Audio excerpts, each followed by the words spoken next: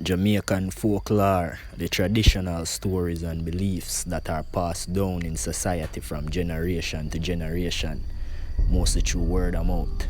And Jamaican folklore involves many spirits or mythical creatures that haunt people for various reasons.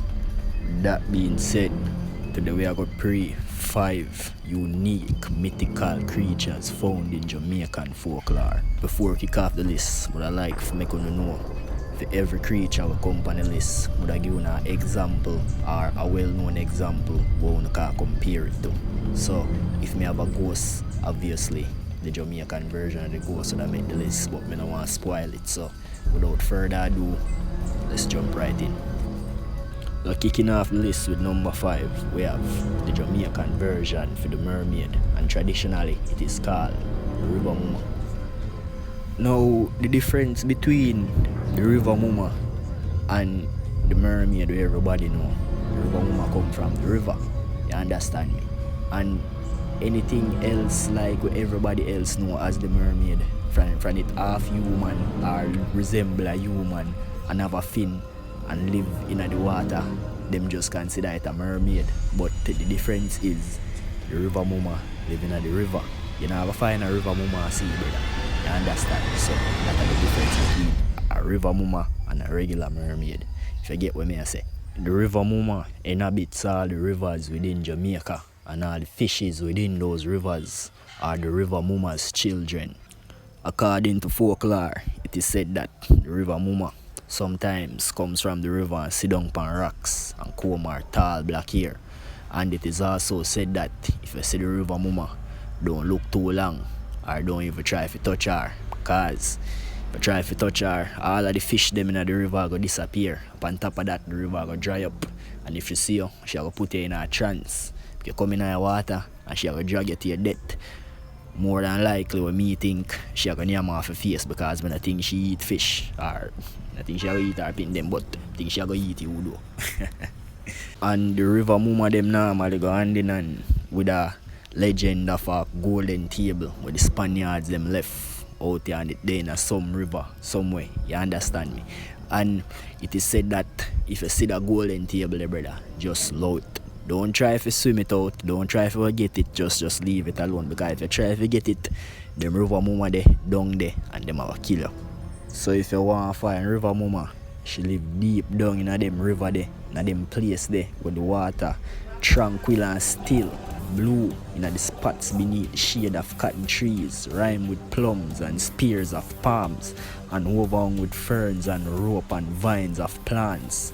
It is there that she lives, deep and dark in a them cavern, I swear. Well, if you want to find them, that's the way you can go. Yeah, man.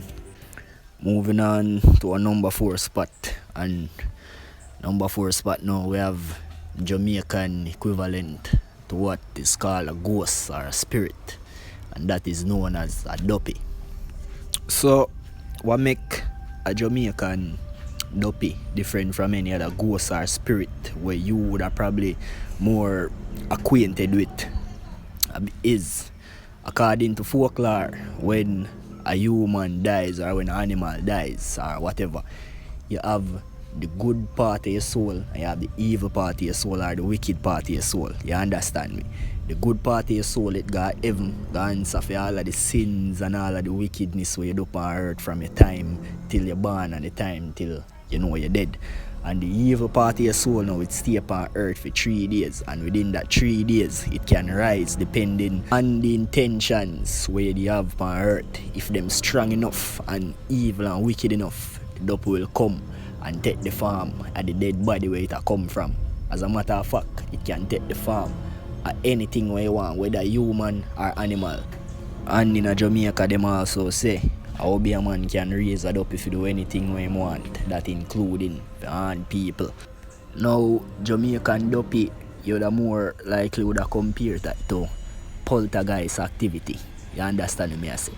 When Jamaican hear say them see DUPPY, brother, it's like a full-on apparition of a person. You look upon her some sort of animal with red eye or something, you understand me? Now, some story I can remember would have involved DUPPY and Obeah man would have be like a dead baby. The duppy have a dead baby. You understand me? When the Obia man raised the duppy of the dead baby, he would have put it on a person's shoulder. And what that would have do to the person now, a slowly degrade the health, bring crosses, misfortune, and all sort of bad luck in them life until the day them dead. And as I say, it has slowly degrade the health while it do that. And when they dead now, the Obia man I will get your soul or get your duppy for reals to do whatever I want again. Also have stories of duppy coming in people bedroom at night time when time them asleep on them back and sit down on them chest and suffocate them in them sleep and kill them obviously. Another story involving duppies would be duppy with stone people or duppy with box people or fight with people, and some of the time after all of them little encounter them end up get sick and end up dead after a couple of days. And that are some of the story them from off of the top I made about the Jamaican duppy. So with that being said now, Jamaican duppy, it more violent, more physical, evil, wicked. It can be controlled by spellcasters, Obeahman, witch and all of them little something there, see me? If you do harm to people. Moving on to the number 3 spot now, people. We have the Jamaican equivalent to the old witch. Them we live in the woods. And traditionally, in a Jamaican folklore, those witches are known as the old HIGUE. Now, what make the old HIGUE different from the traditional old witch them we live in the woods we would know about are the fact that them can shapeshift, and also when them shapeshift in any kind of animal that them want for going to people's house at night time and suck the blood from them like vampire in the night. So imagine this, a witch will have all of the esoteric knowledge where a regular witch would have. Plus, she can shapeshift, and when time she shapeshift, she drink blood to maintain her immortality. You understand what I say? And on top of all of that, her skin where she wear, where she have on, because I wear them type of witch here, wear them skin. You understand what I say? And when time she have on her skin, it is said that nothing at all can hurt her. Fire, weapon, gun, nothing at all can harm her when she have on her skin. But in order for she shapeshift, she need to remove the skin. You understand me?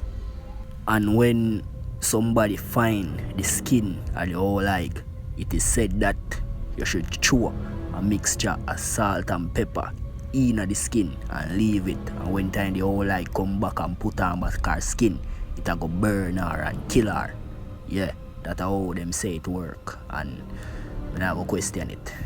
Folklore, But if something like that did really exist, brother, how them would have killed that?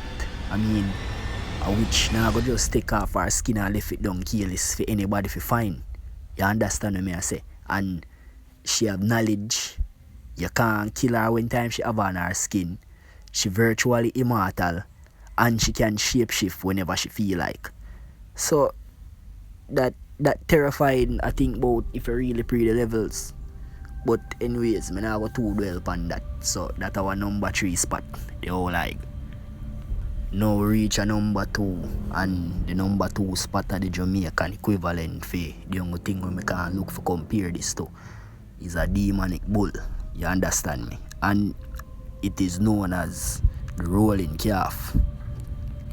So the rolling calf is said to be identified by 2 large horns, and it look like a bull standing on its hind legs like a human with raging red eyes with flames coming out of them with chains all over its body pulling on the ground.